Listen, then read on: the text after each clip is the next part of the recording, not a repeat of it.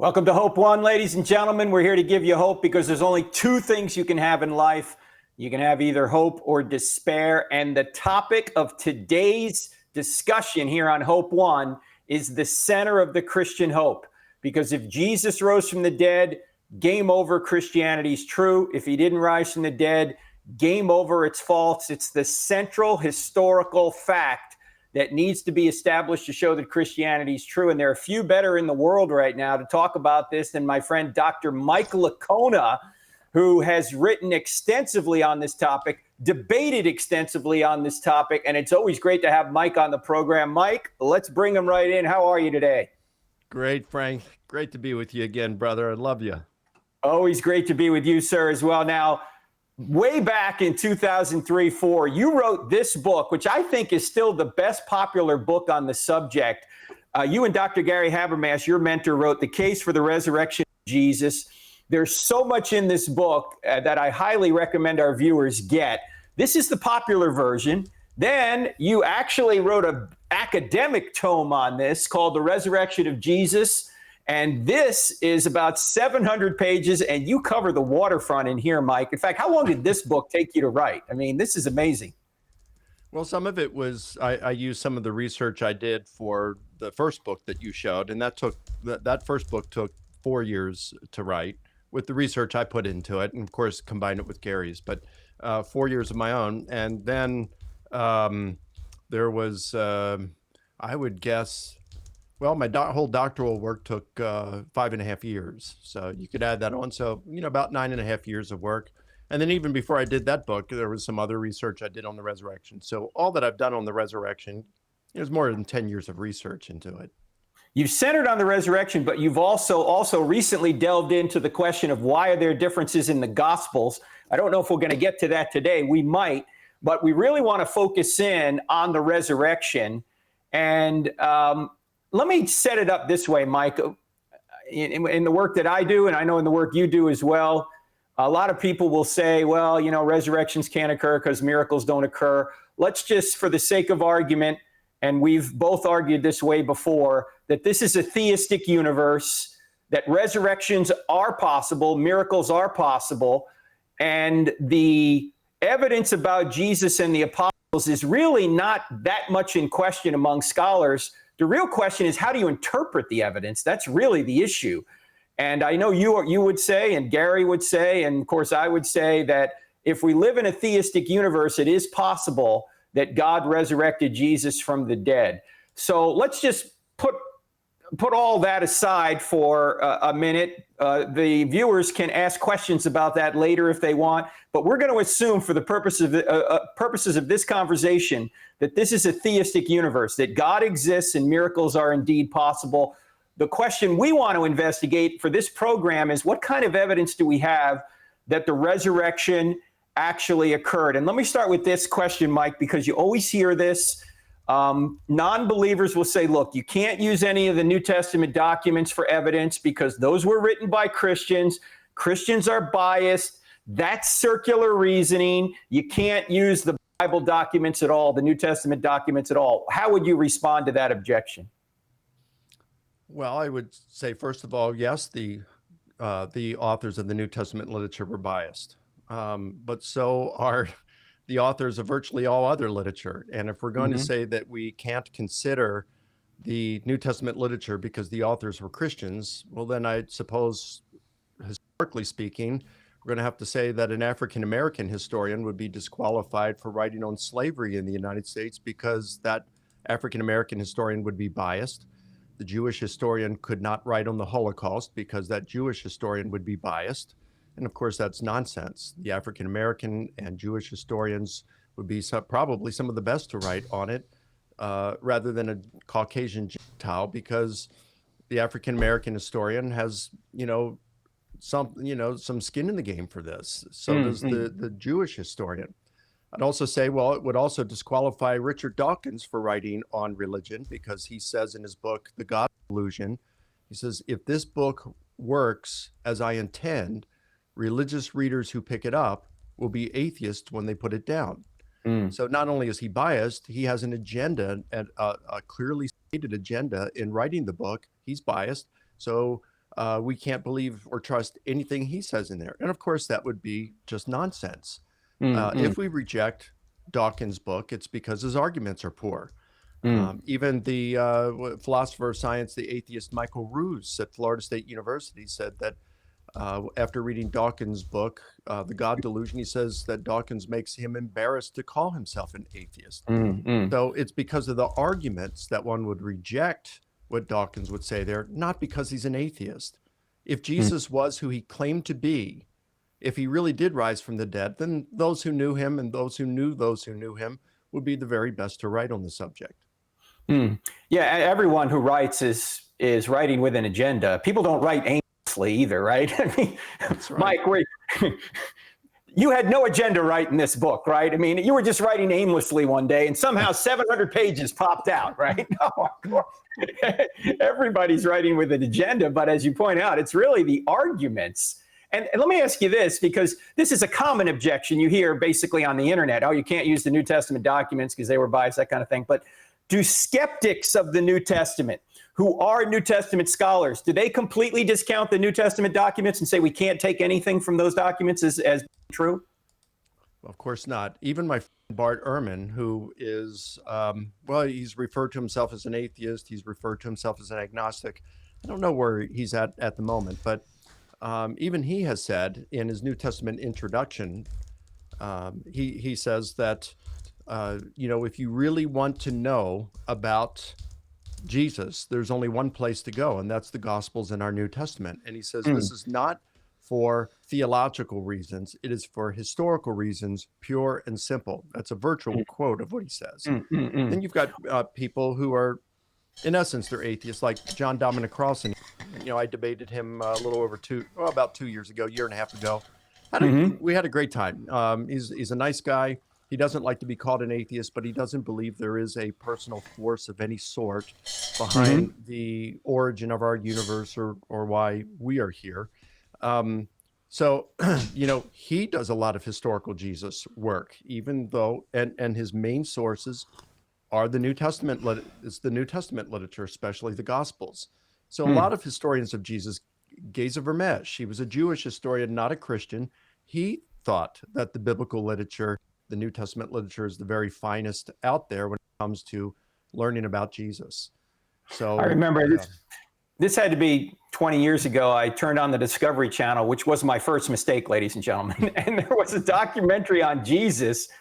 And the very first thing the narrator said is he said something like, most of what we apparently know about Jesus was written by the believers in Jesus, the New Testament documents. But since those people were biased, we can't trust what they say. Now, I think he put it this way.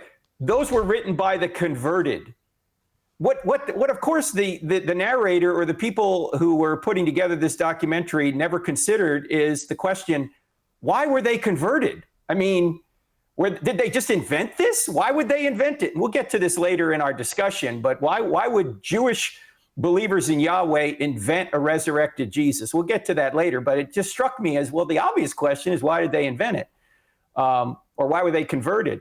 Let me ask you this too, Mike, because as you pointed out, whether the people are atheistic New Testament scholars or Christian New Testament scholars, they all try and discover what parts of the New Testament documents are historically reliable. They're treating them as just historical documents. They're not treating them as any inspired text or any of that, whether it's an error or not. They're not going there. They're just looking at it as they're looking at these documents as historical documents like they would any other. What kind of criteria do these people use to discover which verses or which section of the New Testament documents are reliable? How do they do that?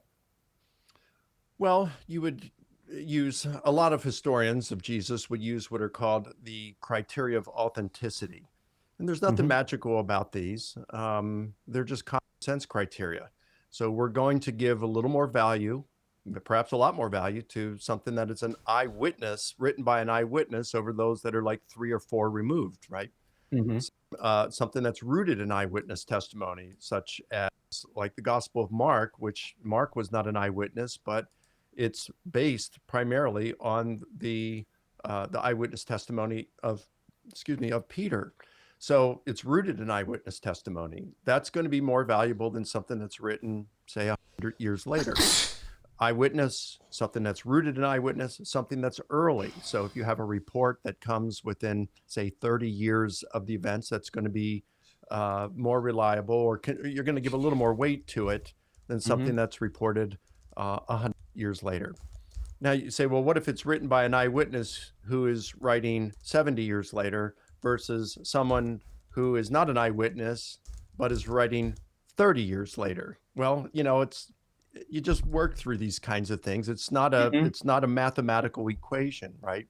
We are still interviewing World War II veterans, even though the war has been over for 75 years.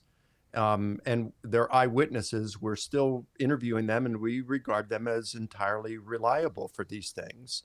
Well, the Gospels, all four of them, it's pretty unanimous among scholars that all four of them were written within 65 years of Jesus. So you have that. You also you look for multiple independent sources. How do you determine independent, Mike? How do you know they're independent from one another? Because, the Synoptic Gospels have obviously some similar elements to them. That's why they're called synoptic. How do you determine that whether they've just copied from one another, or they are independent, or there's a combination of both? That's a very good question, Frank, and it's not so easy to determine on occasion. So the thoughts among contemporary New Testament scholars, and this includes evangelicals, would be that Mark was written first, and as you're aware, most do think that Matthew and Luke used Mark as their primary source. So when you have them giving us the same story as we find in Mark, and there's a lot of verbal agreement, then that's not an independent source. They're just using Mark for that. However, most scholars today do think that John, the Gospel of John, is written independently of all three of the Synoptic Gospels. Now, that doesn't mean that they think necessarily that John was unaware of the Synoptic Gospels, Matthew, Mark, and Luke, but that he's writing independently of them. So if let's say John reports something that reports the same kind of thing that we find in Mark, such as, let's just say, Jesus' crucifixion or the feeding of the 5,000, well, then that's multiple independent sources. Then you can add Paul to the mix. So Paul mentions the death of Jesus. Paul mentions the resurrection appearances, the resurrection of Jesus and the appearances. So, or the belief that Christ died for our sins. So that's multiple attestation that the earliest Christians believed Jesus had died, that he rose, that he appeared, and that he had died for our sins. You can look for unsympathetic sources as well.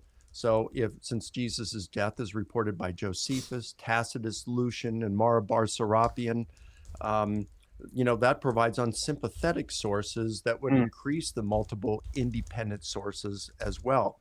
We look for things, would it be potentially embarrassing to the cause? So when it says that none of Jesus' brothers believed in him in John 7, or in Mark 3, when it says his brothers thought that Jesus was beside himself, out of his mind, then in that case, that's kind of embarrassing. Or when Peter rebukes Jesus and tells him that he can't go and die, and Jesus turns around and rebukes Peter and says, "Get behind me, Satan." That you wouldn't make up that kind of stuff. Right. So these are the kind of criteria. Crucifixion, or the women were the first witnesses. All those, those are not invented stories or invented details. That's right. Now, I want to be quick to add that there is some debate today, some pretty good debate going on pertaining to the value of the criteria. And there are some good points that those who want to detract from the criteria, good points that they make. And some of them, are right. Like Mark Goodacre at Duke, he will say, he doesn't believe in a Q source. That would be a source that's used by Matthew and Luke, but not by Mark. And he thinks that Luke used Matthew. So this Q would not be independent. So sometime, and he believes that John was somewhat reliant on the synoptics. Now that's a minority position there, but if he's correct, well, then that makes the multiple attestation more difficult for some things to establish. I Mm. do think that these guys are a little bit too skeptical about these things. I mean, you can go too Right. far in one's skepticism to the point Hmm. where you even begin to question whether there's an external reality to your own mind, a solipsism, you know? Yeah, So, that's and some of the border, they lean toward postmodernist thinking, which is something that has been uh, fairly rejected by a large majority of practicing historians today. Um, so, yeah, but that's generally how even skeptical historians of Jesus, like Bart Ehrman, like Geza Vermesh, and some others, how they arrive at some of these things about Jesus, how they can look at the New Testament text and say, we can know these things. We can have a great deal of confidence that Jesus did this and this and this and said something like this. Mike, I don't know if you remember this exact occasion. Well, I know you remember the occasion, but the exact conversation we had with Bart Ehrman, I think this was back in 2009 when you debated him at Southern Evangelical Seminary. We all went out to dinner at the Macaroni prior to this. It was me and you and Richard Howe and I think Tom Howe and Alex McFarland, maybe a couple others. And we were having dinner with Bart and just, talking about just prior to the debate. And he said, at one point, he said, who isn't a postmodernist? And all of us at the table went, Bart, not postmodernist. And You know, I don't remember that, Frank, but that does make sense. I mean, I can see him saying it because some of the things right. he says does lean toward postmodernism. It's amazing. Well, he said it, and then I said to him, Bart, it's self-defeating, to say there's no overarching truth. There's an overarching truth itself. And he said, it's not that simple. I said, no, it is. It's just logically self-defeating. It can't be true, And if you remember that debate, well, of course you remember it, you're in it, but there was a point where he said, when the New Testament scribes copied down the text into new manuscripts, they were changing the text. To read the text is to change the text. Deconstructionism, basically, that the reader determines the meaning and not the writer. Yeah, and so reader Tom response Howe, theory. what's that? Yeah, reader response theory. Yeah. Yeah. And Tom Howe, one of our professors, said, Dr. Ehrman, I read your book. And when I read your book, did I change your book? Did I determine the meaning of your book? And Ehrman knew he was caught at that point. And you can see this on the video. He says, well, I wish you hadn't changed my book. He made a joke out of it and he started to laugh. And he said, Dr. Howe, I will send you an email to explain this further. And Tom Howe said, when I read your email, would I be changing your email? Just everybody. Yeah, I remember that. I admit that Tom was brilliant in that exchange with him. Yes. Well, you were brilliant in the exchange too, because I remember many of your points you made in that debate, and that debate's 11 years ago now. You were actually quoting him for your side. You read his material. You knew where he was going. Let's talk about now something else with regard to New Testament scholarship, and it's the creed in 1 Corinthians 15. And before we read the creed, I'm just going to read it so everyone knows what we're talking about. But first, Dr. Licona, what is a creed? Well, probably, no more than 20% of those in antiquity could read. In fact, that's at the high end. It was probably more like 10%, and probably 5% or less could read and write. So they didn't have television back then, of course. They didn't have, you couldn't listen to podcasts and things like that. So things were passed along in oral tradition, and a lot of times things were stylized. So you would have a brief outline.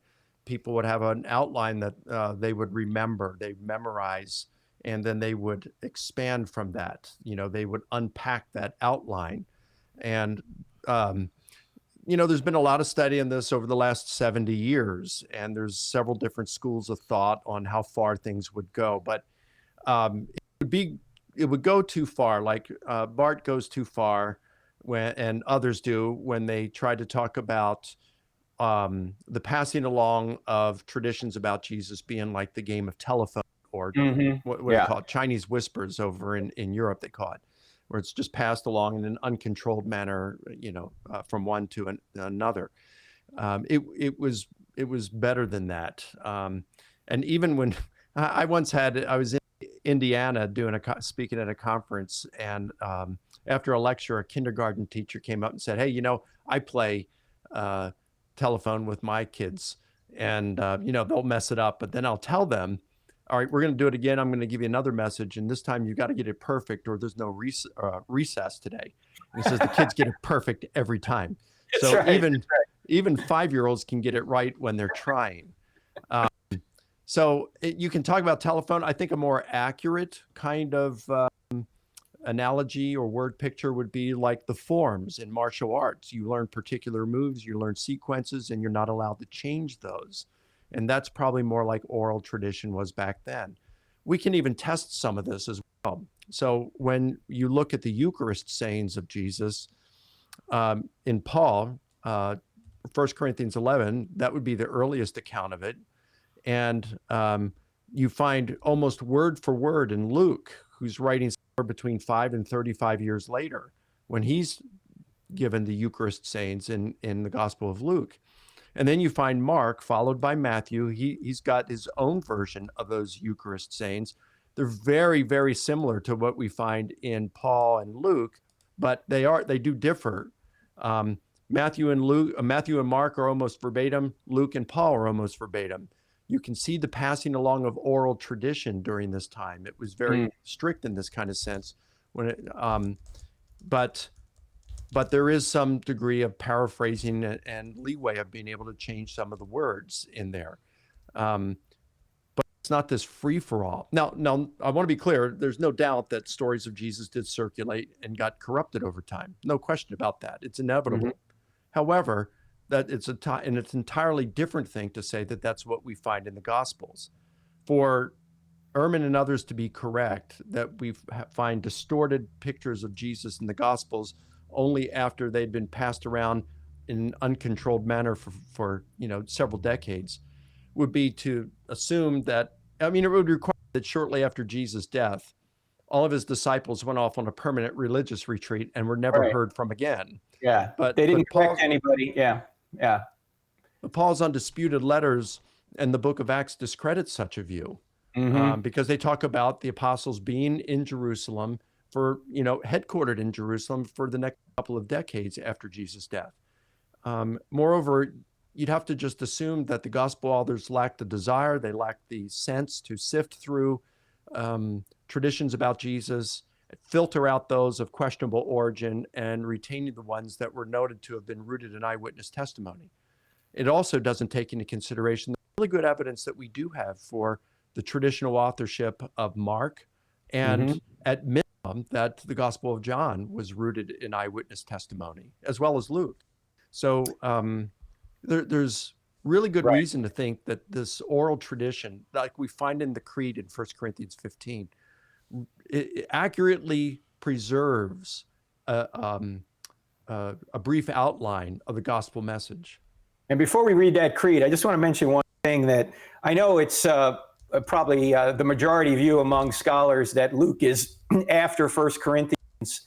But I think Colin Hemmer's work is pretty persuasive on this, that Acts has to be written by 62. And if Acts is written by 62, Luke has to be prior to that. I know we don't have time to go into that much, but that work there that Hemmer did, Acts in the setting of Hellenistic history, I don't think he was even a Christian, but may have been. And he was a Roman historian, as you know. I think it's a good book. Yeah, it makes a pretty persuasive case that Luke is written sometime in the 50s, but we'll leave that aside. Even if it isn't, it's not critical to the argument here, which is 1 Corinthians 15, verses 3-8. Let me just read this passage. And the reason we're reading it's probably the earliest and best evidence for the resurrection and the appearances in the entire Bible, the entire New Testament. And even atheistic scholars, as Dr. Licona will explain to us after this, take this as very early. So let me just read it, and you'll hear a rhythm to it. You'll hear the word "that" a few times. Here's what Paul says in 1 Corinthians 15. "For I delivered to you as of first importance what I also received, that Christ died for our sins according to the Scriptures, and that he was buried, and that he was raised on the third day according to the Scriptures, and that he appeared to Cephas," meaning Peter, "then to the 12. After that, he appeared to more than 500 brethren at one time, most of whom remain until now, but some have fallen asleep. Then he appeared to James, then to all the apostles, and last of all, as it were, to one untimely born, he appeared to me also. Now, Dr. Licona, how early do even atheist scholars admit this testimony is, and why do they admit it's that early? Let's talk about why first. First of all, Paul uses two technical terms in the Greek here to introduce it. I delivered to you what I also received. And these are technical terms that are usually used to introduce oral tradition. So that's one thing. I delivered to you what I also received. Then we find what's called parallelism in there. This would be a way to help you memorize. Parallelism would be long, short, long, short. So the actual creedal part or oral tradition is mainly found in verses 3 through 5. And it's that Christ died for our sins according to the scriptures, long, and that he was buried, short, and that he was raised on the third day according to the scriptures, long, and that he appeared, short. So you've got that. Then he appeared to Cephas, which is an Aramaic term, and it's not Greek there.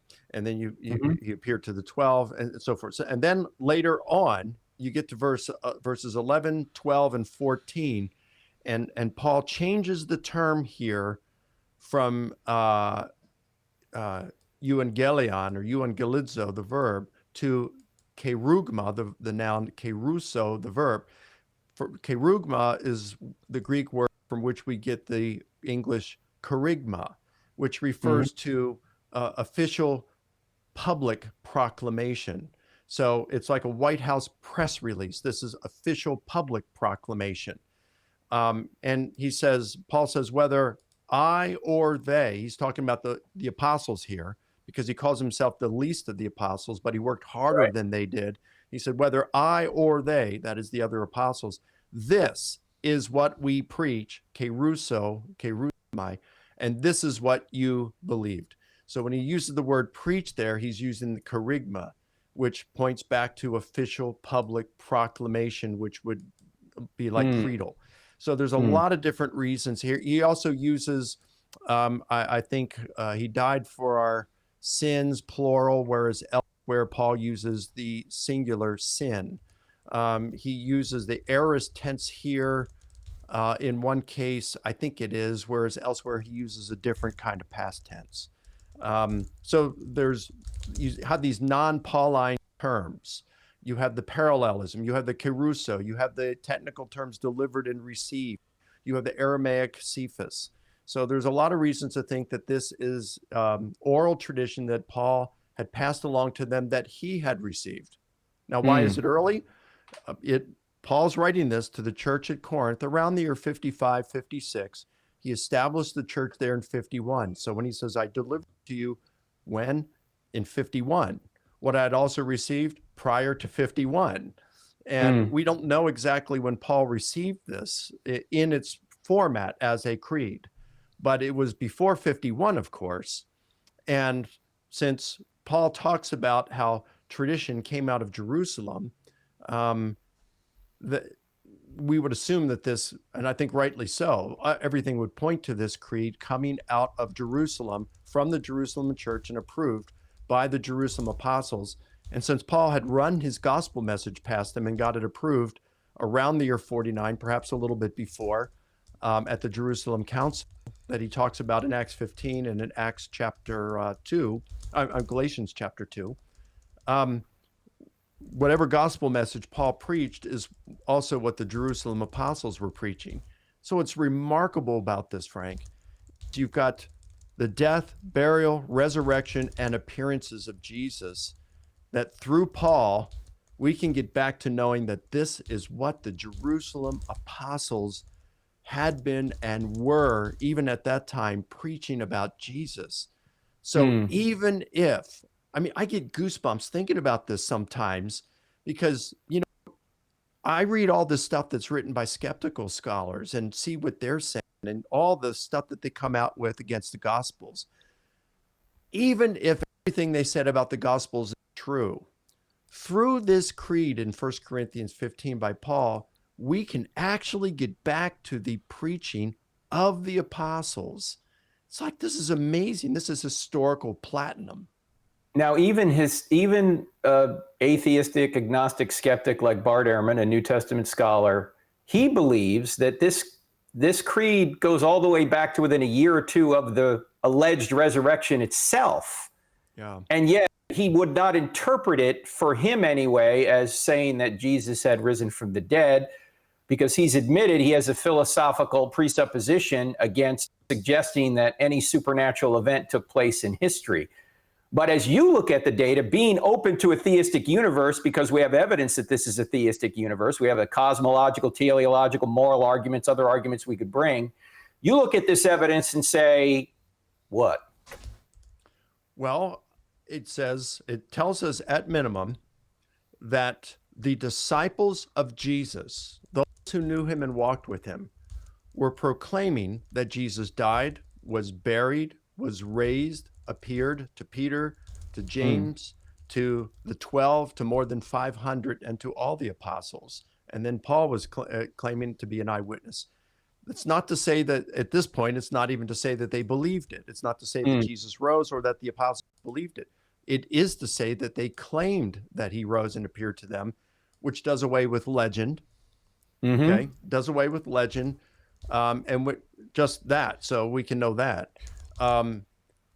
If we go on and acknowledge some more, like through a lot of extra biblical sources, as well as other sources like Acts, like Paul, like John, we can know that some of these disciples were willing to suffer and even go to their deaths for their gospel proclamation, which strongly suggests they weren't lying. Right. And because of our knowledge about hallucinations, all right, if they weren't lying about it, they had some sort of an experience that convinced them Jesus was raised. Was it a hallucination? And what we know from hallucinations, that only 7% of those most likely to experience a hallucination experience a visual one, and yet this would require 100% of the apostles to do it. We know from the mental health profession and various studies that have been done, group hallucinations do not occur. So the group appearances were not hallucinations. And we can also rule out pretty much a hallucination of Paul because he wasn't grieving. So just through this, we can see legend, lies, and hallucinations seem extremely unlikely.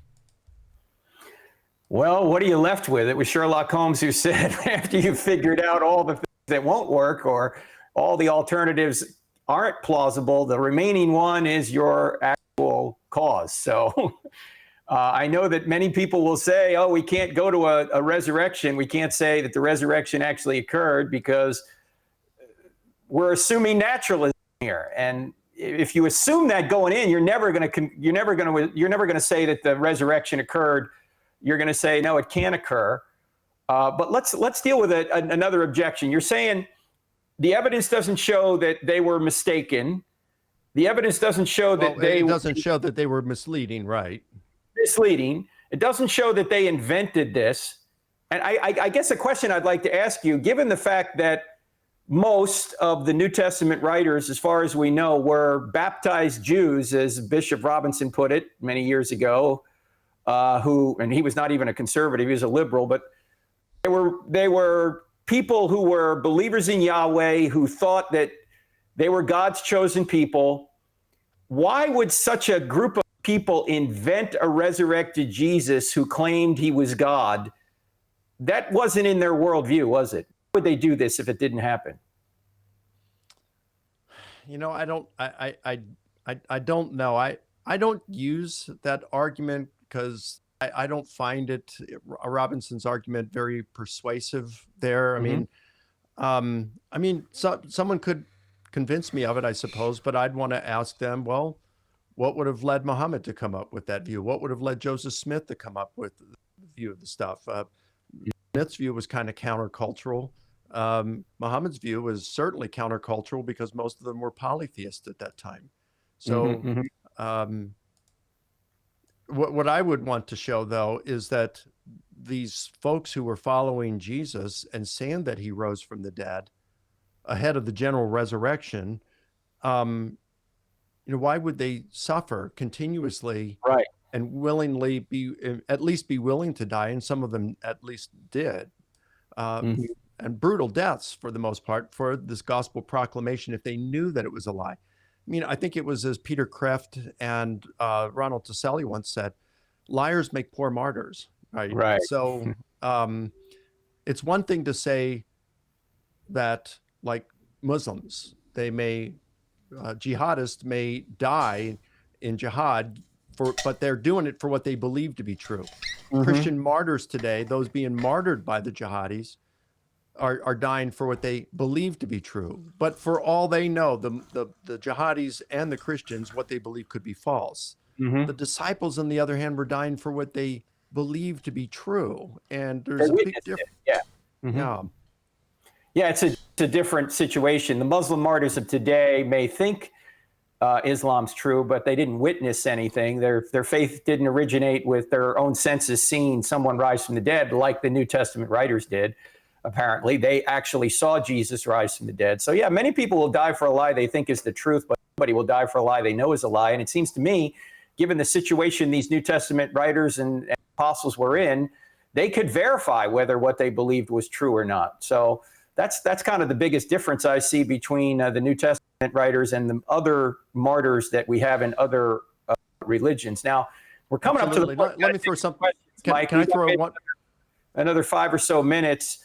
For those of you that are watching and want to ask Dr. Licona a question, either on the YouTube stream or the Facebook stream, type in capital letters question and write your question in a succinct way in complete English so we can get to it. We'll try to get to as many as we can, but I have to ask you a couple other quick questions, Mike. One is, you hear this from atheists all the time, that extraordinary claims require extraordinary evidence. How would you respond to that? This is an extraordinary claim that someone rose from the dead. What kind of extraordinary evidence do you have? How would you respond to that? Well, I just disagree that it requires extraordinary evidence. As I've heard you say once, Frank, what does it mean to say it's extraordinary? What does that require? And then a lot of times you give them some more evidence and they say, well, that's not good enough. Like I had a debate with Matt Dillahunty a few years ago, and I gave him the example. I said, let's say we're here and a terrorist we're debating right now, and a terrorist walks into the auditorium and says, Licona, you've debated Muslims. You've said that Islam is a false religion. You got to die. And they behead me right there on the stage. And then they flee, leaving my headless corpse on the stage. And everybody leaves the auditorium in panic. And an hour later, the police and media are talking to people. And I come walking out of the auditorium, head attached, scars here. I'm in perfect health. And I say, God raised me from the dead, brought me back once again to verify that Jesus is Lord. Follow him. And by the way, Matt, while I was up in heaven, I spoke to one of your friends who died 5 years ago. And right before his death, you and he had a private conversation that no one else could even possibly know of. And he told me what that conversation, the contents of it, and here it is. And it ends up, I'm spot on, 100% spot on. And I could not have known about that conversation otherwise. Would you at least at that point be convinced that a spiritual dimension of reality exists? And he said no. So, it's like nothing can convince some of these folks. So in terms of extraordinary claims, though, let me refer to that example of being beheaded on stage and then people seeing me come alive again. Even if they witnessed that happening, and they eyewitness to me being beheaded and then an eyewitness to me being alive afterward, it would be an extraordinary event for me to come back to life, but it would not be an extraordinary evidence for them to witness it.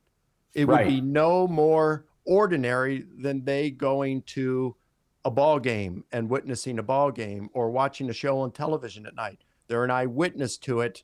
That is not extraordinary. The event is extraordinary, but the evidence to convince the person that I'd been raised would not at all need to be extraordinary. It'd be entirely ordinary.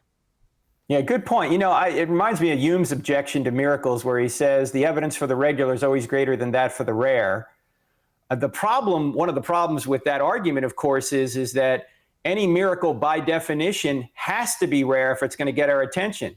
If resurrections happened all the time, the resurrection of Jesus would mean nothing theologically to us. We go, hey, this stuff happens all the time. So it's got to be a rare event. So Hume, and by extension, some of these other skeptics who are claiming extraordinary evidence or extraordinary claims require extraordinary evidence, they are ruling out in advance the possibility of the very miracle claim, which has to be rare in order to get our attention and validate that this is a sign from God, right? I mean, if resurrections occurred all the time, oh, okay. Oh, I can verify that it's a regular event. Yeah, but it wouldn't do anything to convince you.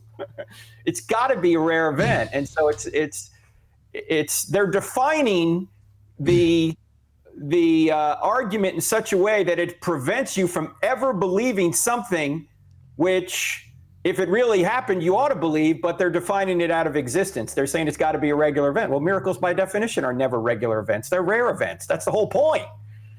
So yeah, think of all the unique events that happen that we would just have to disbelieve, right?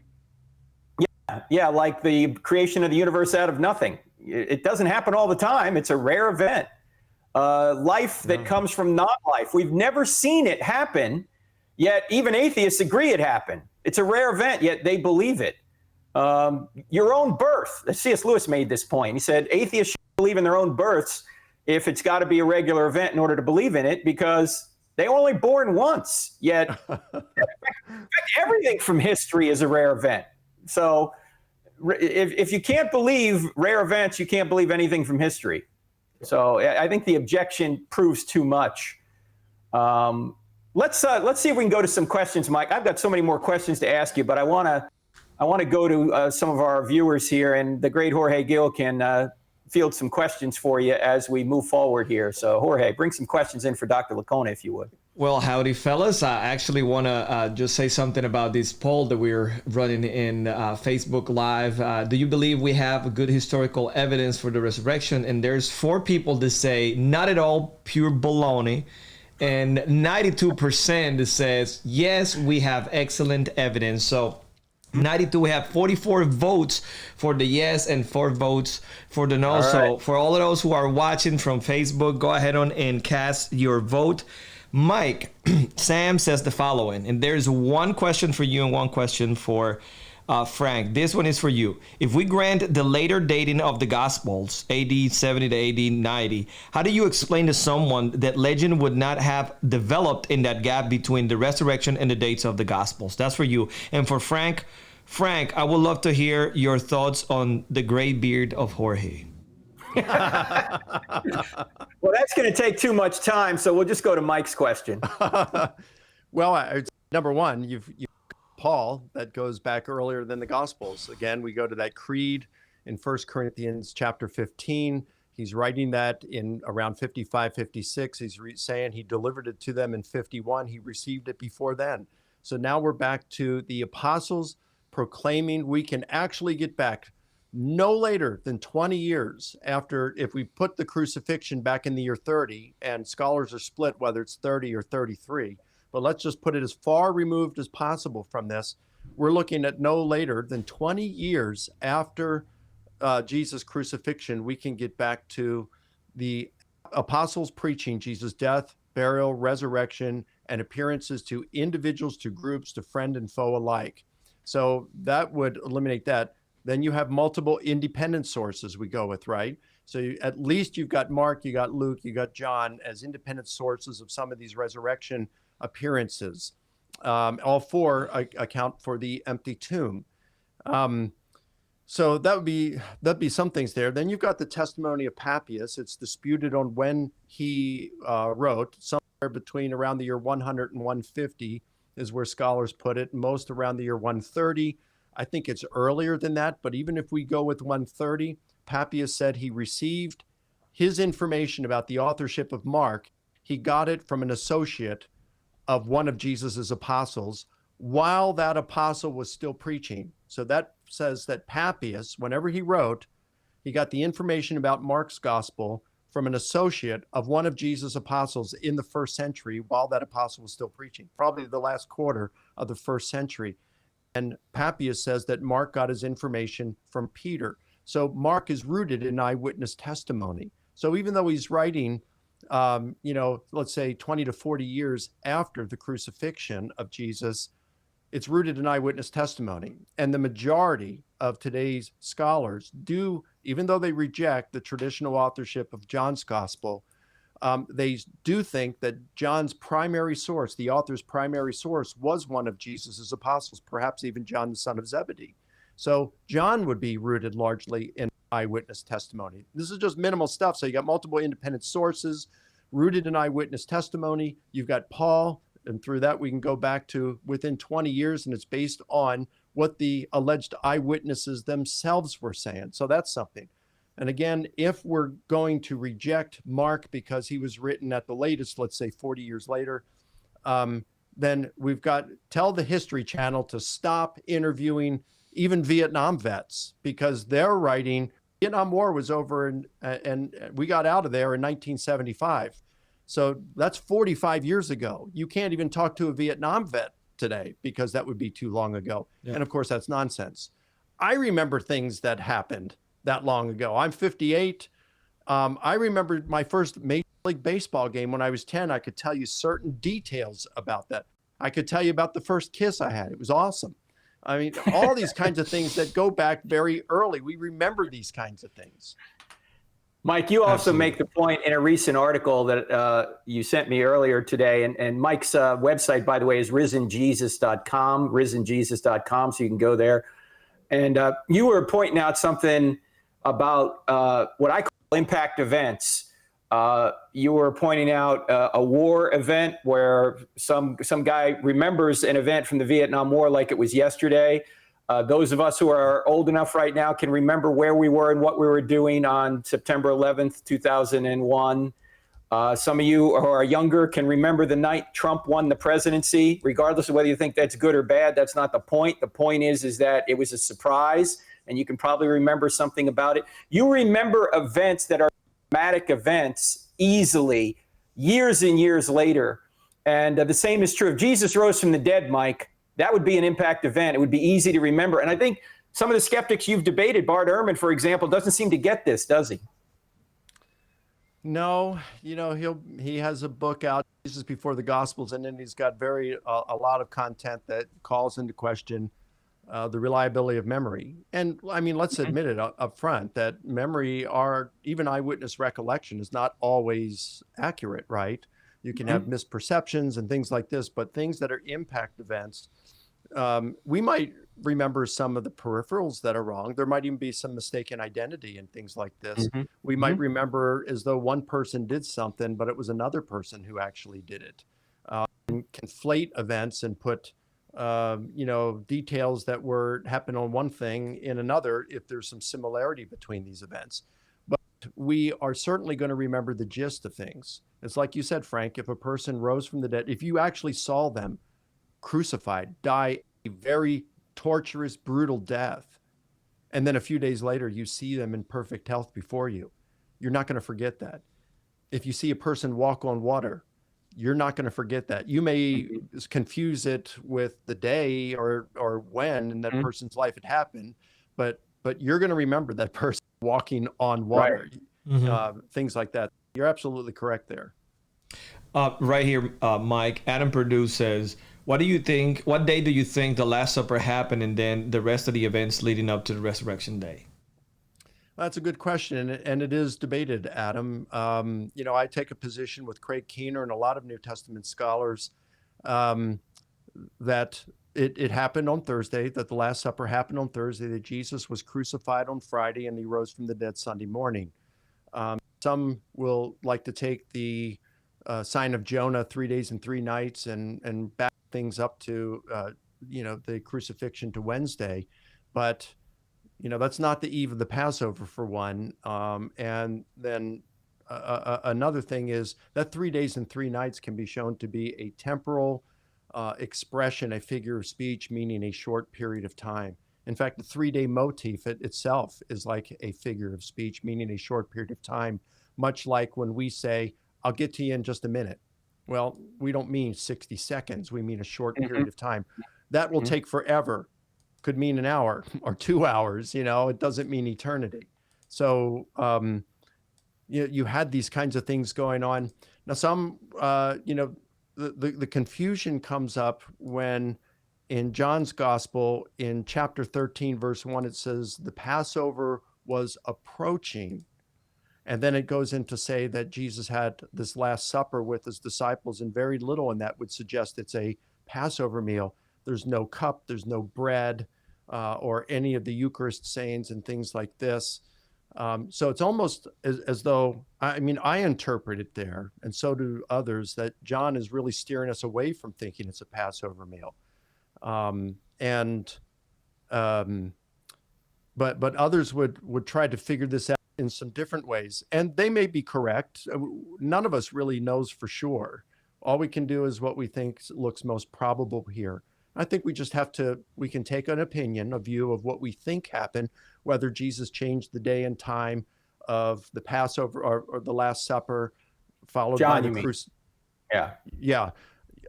Whether John changed the day and time of the Passover meal and the crucifixion. Whether he did that, I tend to think that he did. A lot of New Testament scholars think that he did, even evangelicals. But whether we're right or, we just can't know. But none of us would deny that Jesus had the Last Supper with his disciples, and that he crucified and died as a result. In fact, speak to that very briefly. I have an entire book on gospel differences. Some think it's quite controversial. Others say no. What you're saying is very plausible there. But the point of what we're talking about today is, did Jesus rise from the dead? And despite the fact that there are gospel differences, whether or not they're contradictions or just differences, the main point is Jesus rose from the dead regardless of these differences. And I want you to give our listeners, our viewers anyway, an example that will illustrate this from the Titanic. Can you talk about the eyewitness differences that they had when they saw the Titanic go down? Yeah, after the Titanic sank and over half its passengers drowned due to a lack of lifeboats and not even a good use of those lifeboats. They weren't even full, a lot of them. I read the maritime investigations by both the British and U.S. governments, and you can notice that there are discrepancies amongst the eyewitness testimonies. Most prominent of them is that some said that the Titanic broke in half just prior to sinking, and others denied that. Other eyewitnesses said, no, it didn't. It went down in one piece. I don't know how you mess up that. Here it is, the most terrifying night of your life. There's only one thing that you can see, because the seas were not rough. It's just very calm. And so you can only see one thing, and it's a little over 700 feet long, and it's all lit up, and screams are coming from it. Did it break in half and sink, or did it go down intact? I don't know, but no one questioned whether the Titanic sank. They just said that there was a peripheral detail that some of the eyewitnesses messed up. I can see how that could happen. It was dark. It was night. Maybe somebody from the beam saw it break in two. Somebody at fore or aft may have just seen the front or the back of the ship, and it just went down. You could see how that could happen. But your point is that even if you do have discrepancies among the eyewitnesses, which is what every detective will tell you, like J. Warner Wallace, you're going to have discrepancies among details. They'll agree on the major issue, but disagree on the details. That's actually a sign of eyewitness testimony, isn't it? It can be. It certainly can be. Yeah. Not necessarily. You could just have, but it certainly can be, sure. Guys, I got another one. I think this one is good. It's related to COVID-19. It's by Megan Starr, and she says, hey, with COVID-19 worries, Easter coming, and people wondering not just where God is, but if Jesus resurrected, where is he physically, and how do we give hope and encouragement this week? Well, where is he physically? If we are to believe the New Testament literature, then he is in heaven right now. He's with the Father, and he's going to come back, and so he's up there. In terms of, what was the first thing you said? How to give hope during this week? Well, when we talk about hope, it's not necessarily for this life. I think we put too much thoughts into this life. We're to think about, set your heart, your minds on the things above, where Christ is seated at the right hand of God. And if we're to die during this, then we're to die. What's the big deal? If I die, I'm fine with that. Now, nobody wants to go through the process of dying, of course, but it's like, well, we have to lose if we die. We've got everything to gain. I mean, I'm ready. So let's not worry. If we are worried about this life so much, maybe we need to examine ourselves and ask, why is that? Or, you know, in the Sermon on the Mount, Jesus said about putting our treasures in heaven, where neither moth nor rust destroys and where thieves do not break in and steal. For where our treasure is, there will our hearts also be. And if we are so focused on our lives here on earth and what we have, then we're going to need to be thinking about whether we're putting our treasures here on earth. And those things are going to corrupt. They're going to be destroyed, and we're going to be very disappointed. Yeah, it reminds me of what Paul said in 1 Thessalonians 4 too, Mike, where he said, we don't mourn like people that have no hope. Yeah, it's tragic when we die or when our loved ones die, but we have hope. That's what it's all about, that ultimately we will be resurrected to a new heaven and a new earth. So while everything that goes on here matters, the ultimate hope is not what goes on here in this temporal life, it's what goes on beyond it. And this is not just pie in the sky stuff. The reason we're talking about the resurrection, ladies and gentlemen, is because there's great evidence for it. And if the resurrection is true, Christianity is true. If it isn't true, Christianity's false. That's why we're spending all the time. And we just scratched the surface today, Mike.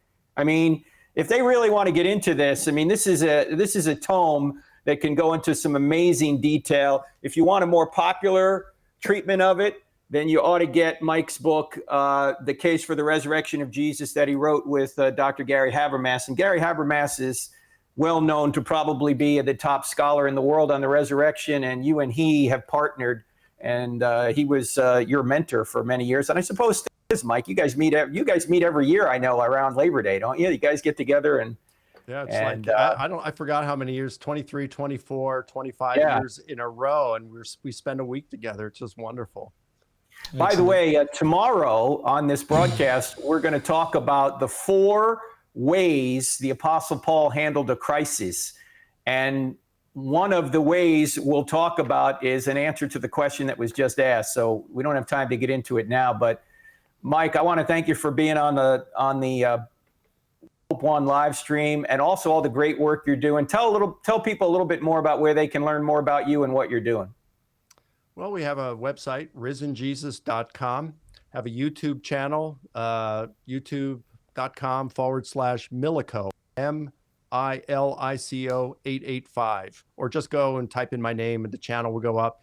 In fact, if you subscribe now and then click that little bell to get an alert, you'll get an email every time we post a new video. And I'm posting a new one every weekday this month, and there's going to be some really cool ones coming out next month as well.